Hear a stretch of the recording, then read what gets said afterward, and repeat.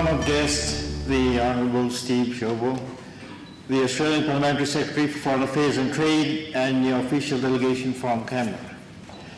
Nisambula Vinaka, and welcome to Fiji, the Australian High Commissioner.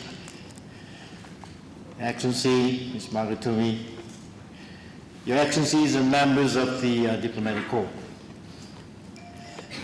Fiji's High Commissioner Designate to Australia, Mr. Yogesh Punja, Permanent Secretaries, members of the National Employment Centre Board, Mr. James Shelton, Acting Director, Seasonal Worker Program, Department of Employment, Australia. Distinguished guests, ladies and gentlemen, good morning, Nisambula Vinaka, Namaste. We heard about the Fiji-Australia relationship. Ladies and gentlemen, before Fiji formally established diplomatic relations with Australia on the 10th of October 1970, after independence, Australia had long been one of Fiji's Pacific neighbors, and more importantly, a traditional trading partner and ally. Australia has been, and still, is still one of Fiji's 8 donors, and the ever-increasing numbers of Australians who make Fiji their annual holiday destination is a much welcomed and appreciated aspect of our neighborly, social, political, and economic relationship. And thank you for reminding us about that.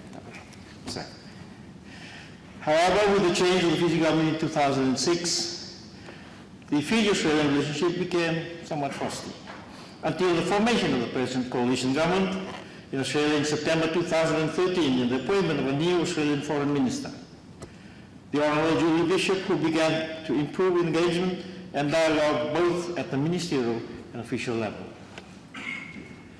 With the removal of the travel sanctions last year and the electoral assistance provided by Australia prior to and during the 17th of September 2014 general elections marked a major shift in Australian foreign policy, particularly in her relationship with Fiji.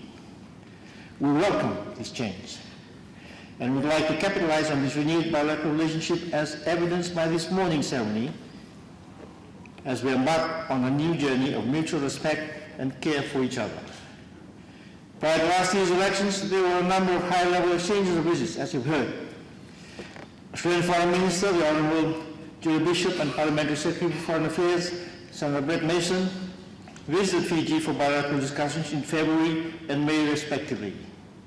Fiji's Foreign Minister, Rakinoki Kumambala, visited Canberra in June of last year for more bilateral consultations as relations further improved.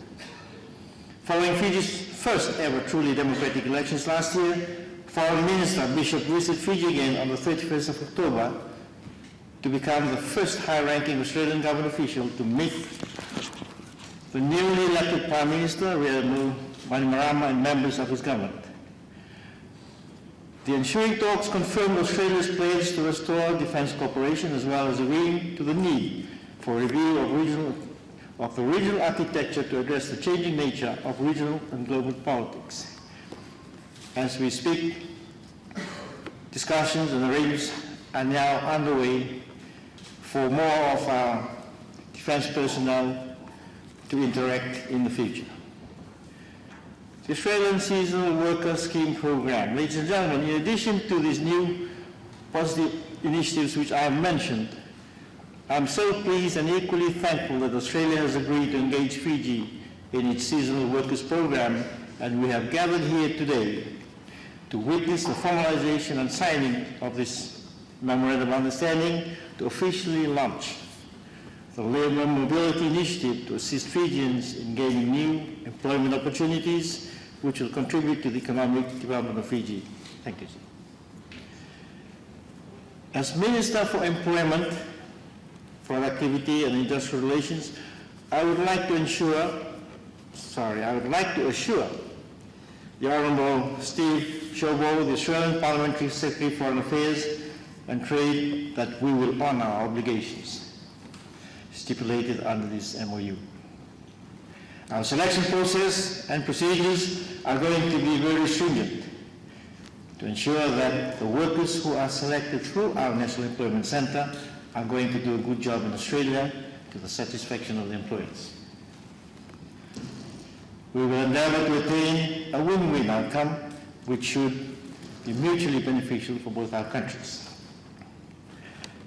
Ladies and gentlemen, the signing of the MOU this morning, our two governments in support of Australia's seasonal workers program marks another important and historical milestone in our bilateral relations, which has continued to improve in recent months, a relationship that was strained and frosty for some time, but has now thawed and is fast becoming warmer.